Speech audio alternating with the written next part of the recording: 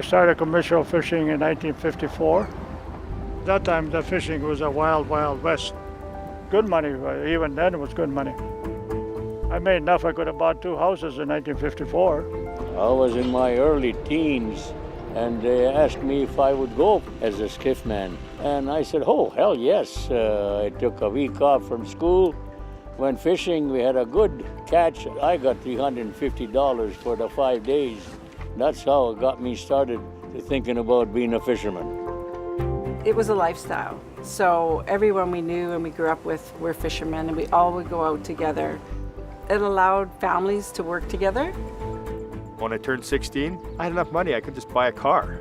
So the money was good. For a young kid, it was spectacular. And I got to spend time with my dad. So this was a paid vacation almost, you know. There was lots of hard work, but it definitely was a unique way to spend the summers.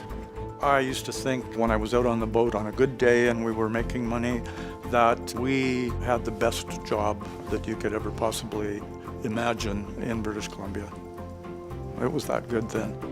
I got to like it and stayed with it, but it was risky all the time, and anything could happen.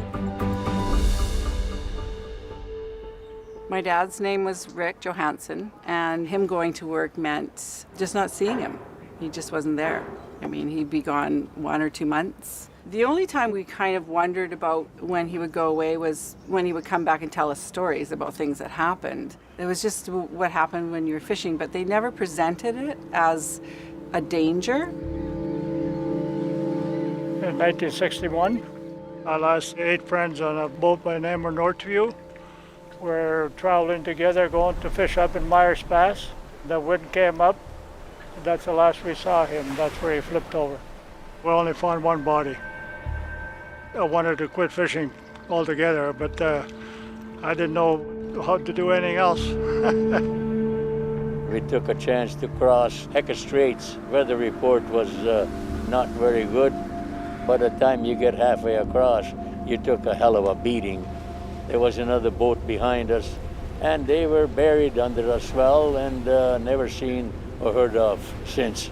And 7 men got lost on it, and there's nothing you can do about it. You feel bad about it until time heals everything and you forget. And it's part of life. Fishing has been done on this coast for centuries. Many First Nations engaged in fairly large-scale fishing and became quite skilled at doing it. But the major fishery in British Columbia began with the canning industry that followed the exploration to this part of the world before the beginning of the 1900s. The men pull in their nets, throw them into the boat, and then they proceed to go over the drift once more. Very often, they keep at this business for 5 days at a time. It's a tough grind, but they don't mind. The workers' compensation legislation was first passed in the legislature in 1916, and it did include some fishermen, those who were actually directly working for a cannery and fish on the cannery's behalf. But a whole lot of independent fishermen were excluded from that and not considered workmen under the Act. So if a fisherman died, his widow and any children that he had were left with nothing. There was no income coming in. The United Fishermen and Allied Workers Union was formally founded in 1945, and it was the culmination, in effect, of a series of mergers that had taken place among a number of unions within the industry. And it enabled the United Fishermen and Allied Workers Union to speak with one voice on health and safety issues. BC Supreme Court Justice Gordon Sloan was tasked by the provincial government to look into the functioning of workers' compensation in the resource industries in British Columbia. The union had put forward the proposition in the Royal Commission proceedings asking for fishermen to be included as workmen under the Workers' Compensation Act. Sloan initially said in 1942 that he didn't have enough information to make a decision and just put it aside. But in 1952, he actually dismissed any such proposition that fishermen could be included as workmen, and he said it was actually a fiction to believe that they were workmen. Fishermen were considered independent operators. They were co-adventurers. There was no worker-employer relationship under the Workmen's Compensation Act. What there was a buyer-seller relationship. The Act had no provisions for buyers and sellers. It was confined to employers and workers. We had no safety equipment to begin with, none. You had a survival ring, one on each side, and that was it. There was no one that could tell you anything that would make it safer. You just went fishing and that was the end of it. Safety was not really on the radar. You went out there and you hoped that you'd come back with some money in your pocket, and you learned the hazards one by one. The big companies, anything that would cost them money, they were not in favor of it. And in a way, we didn't blame them, but we argued like hell, and we tried to pressure WCB to institute laws that would protect our fishing members. In 1975, it really sort of came to a head because there was a new fishery that emerged for roe herring, and it was going to markets in Japan.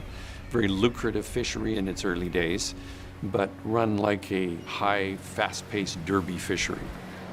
It made it more competitive. So everyone wanted to be involved in it now, and it only got sort of worse from there. It takes place in March, that fishery, where the weather is not very conducive to safety. There's lots of storms. The boats, a lot of them hadn't been loaded for a long time, so some of their watertight integrity was compromised. They're taking too much fish on board. Roe herring considered dangerous cargo.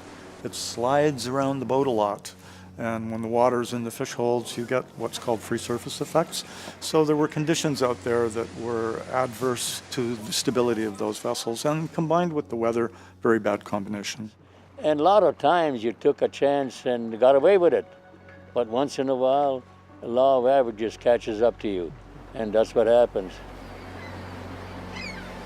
March 25th, 1975, my dad and my uncle and the other 4 crew members were crossing the Hecate Strait. Another boat was traveling behind them. They talk as they go across, and then we didn't hear from them again. Their boat was found floating upside down. A search was started, and so we were just waiting for them to be brought home. It was a couple days before, they finally called off the search, and we realized that they weren't coming home, and they were all lost. There were 14 people that died in 2 months of this fishery, which was a pretty staggering amount for just that time, which really focused the issue, I think, not only for the government, but for the industry and for the public. For me, it was like life was over. It was really hard to see what else there was. It just kind of rips away who you are and your identity, and you have to start over. It was coast-wide. It wasn't one particular spot, and people were being lost and rescued, and people were dying. So there was this West Coast inquiry finally. And the fishermen pressed very hard that now was the time to move on this legislation. And so finally the government did act. They brought in legislation that included coverage for fishermen under the legislation. Essentially a stroke of the pen called fish buyers employers, and it called fish sellers workers. And so with that very easy change, fishermen then became workers. They could be covered under the Workers' Compensation Act. The board's position was, well, if we're going to be compensating people for injuries, we certainly have a right under the Act to go out and do prevention work. So officers could, for the first time, go out on fish boats to conduct inspections. There were many, many orders written. A lot of good work was done. But I think at the time, because it was so new, it was almost too much, too quickly.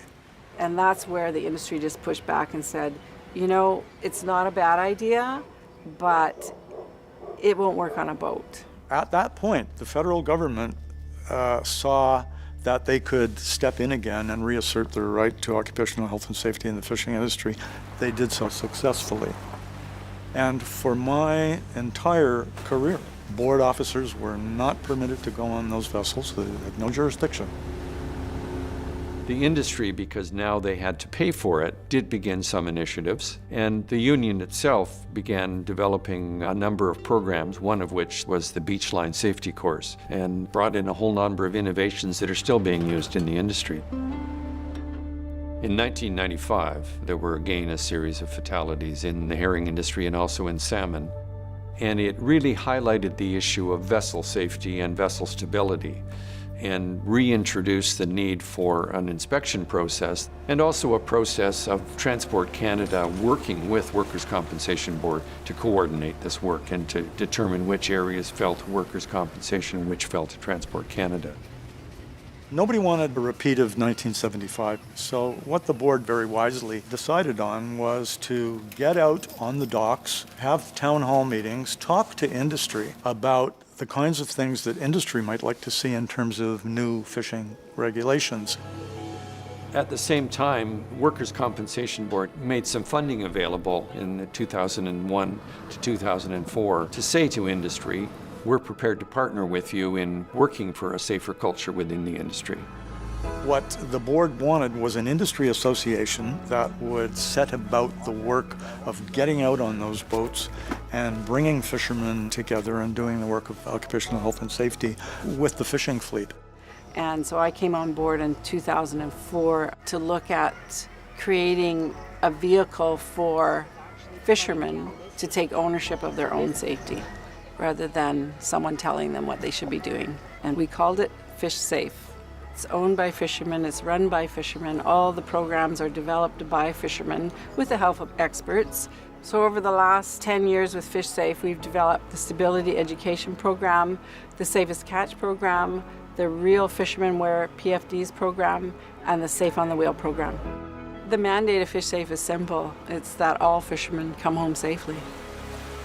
The problem that is often the case is that the history of a lot of struggle, in effect, to try and get legislation has been lost. A lot of people don't realize that it wasn't handed to them on a silver platter. We need to make sure that whatever we've gained in the past, and we've gained a lot, that we keep it. You know, it's sometimes hard to reflect back on where the things were because it's so much different now than it was then. I'm sure that all the fishermen are happier for it.